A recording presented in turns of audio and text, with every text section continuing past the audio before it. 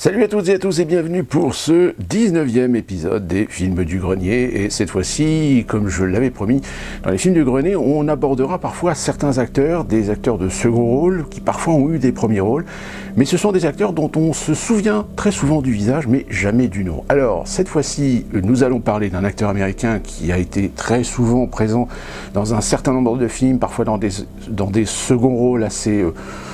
voire des tout petits rôles. Il a été aussi très présent aussi dans pas mal de séries télévisées américaines. Je veux parler de cet acteur qui s'appelle Tim Thomerson. Tim Thomerson qui aujourd'hui à 71 ans, fait un petit peu moins de cinéma parce que aujourd'hui peut-être qu'il a envie aussi de prendre sa retraite. C'est un acteur qui s'est révélé dans les années 70, qui a quand même tourné avec quand même des personnalités et non des moindres, puisque il a fait pas mal de spectacles et de one-man show, comme ce qu'on appelle les stand-up ici aux États-Unis, avec un certain nombre de personnalités qui sont devenues aujourd'hui des stars de la télévision. Je veux parler de David Letterman, je veux parler de Jay Leno, de Freddie Prinze. Et Tim Thomerson a été aussi un acteur relativement charismatique en général dans ses rôles. Alors c'est l'occasion pour vous peut-être enfin de vous souvenir de son nom avec ces trois films avec Tim Thomerson.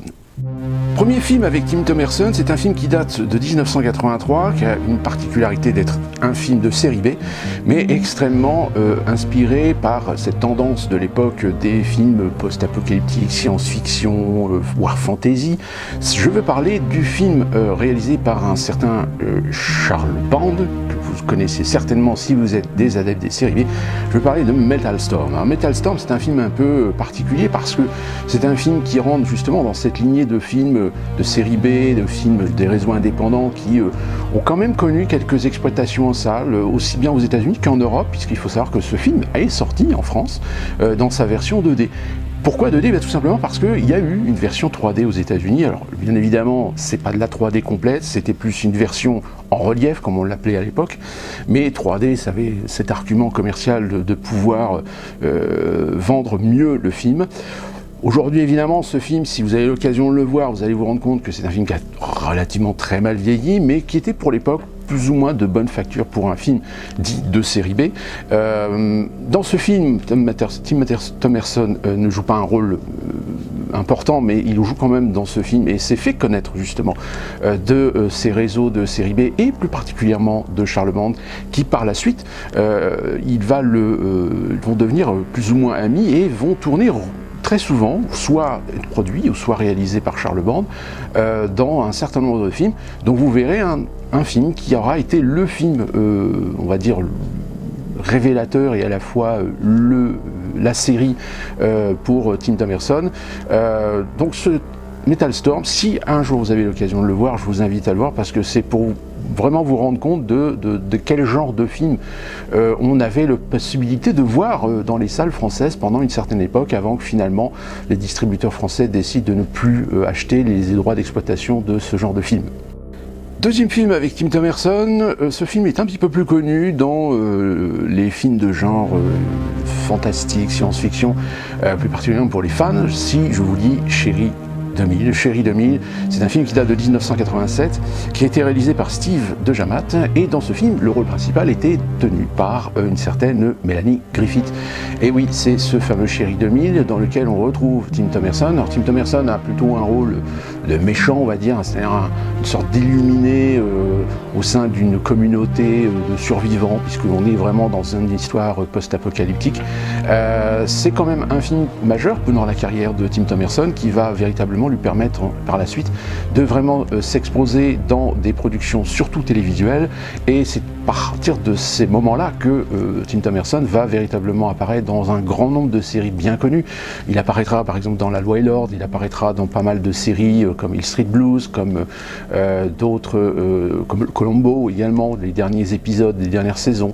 Il jouera également en 86 dans un film qui s'appelle Iron Eagle. Il jouera également dans le film Air America aux côtés de Mel Gibson en 90, et il jouera également en 98 dans le Las Vegas Parano de Gillian. Donc Chérie 2000 aura été véritablement un des films qui a permis de faire une vitrine, on dira, de cet acteur qui, je le rappelle, c'est vrai que c'est le genre d'acteur, on se souvient de son visage, mais on ne se souvient pas souvent de son nom. Et puis Chérie Demise, c'est aussi un grand classique aujourd'hui du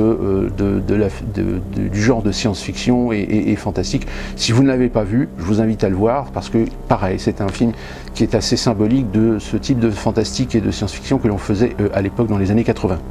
Et troisième film, et non des moindres, puisqu'il s'agit de Trancers. Alors Trancers, c'est une franchise, c'est une série de films qui se sont étalés sur presque 10 ans, et ça a été véritablement, on va dire, la série pour Tim Thomerson, puisqu'il détient dans cette série de films le premier rôle. Ce personnage, c'est celui de Jack Death. Le premier film sort en 1984, avec une réalisation de Charles Band. C'est Charles Band qui donnera d'ailleurs l'opportunité à Tim Thomerson d'accrocher véritablement ce personnage et finalement de le camper dans tous les autres films qui suivront, puisque un deuxième film sera réalisé en 1991, un troisième en 92 et les 4 et 5 seront réalisés en 94. Les autres films ne subiront pas d'exploitation en salle proprement dit, si ce n'est peut-être le 2 aux États-Unis, mais le premier film, Trancers, qui date de 84, je le rappelle, lui a été exploité en France, dans les salles françaises à l'époque.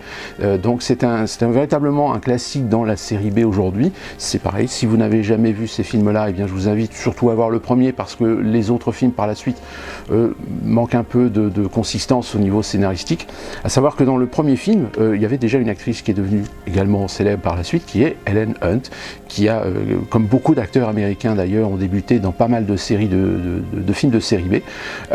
Donc Trancers, que je vous invite à voir, peut-être que dans le blog, un jour je réussirai peut-être à vous le mettre pour vous faire bénéficier de cette œuvre majeure dans les films de série B, fantastique et science-fiction. Voilà, 3 films pour repérer cet acteur dont on se souvient souvent du visage, mais dont on ne se souvient jamais du nom. Donc rappelez-vous, il s'appelle Tim Thomerson. Aujourd'hui, on le voit beaucoup moins, puisque, je crois de mémoire, il a joué dans un film en 2009 ou 2010, il n'a pas rejoué dans d'autres films depuis, parce que il a quand même aujourd'hui 71 ans. Néanmoins, c'est quand même un de ces acteurs qui a une filmographie assez complète, qui a très souvent joué dans des films de série B, très souvent dans des téléfilms et des séries télé, même s'il a pu quand même réussir à jouer dans un certain nombre de films commerciaux, ce qu'on appelle des blockbusters. Donc Tim Thomerson, j'espère que vous aurez à l'occasion peut-être un jour le souvenir de son nom lorsque vous le verrez à l'écran dans un des films, dans une série, dans un téléfilm dans lequel il a joué. Et pour nous, eh bien, on se retrouve très prochainement, peut-être avec un autre acteur inconnu dont on se souvient du visage, mais dont on ne se souvient jamais du nom, pour un 20e épisode des Films du Grenier. À très bientôt.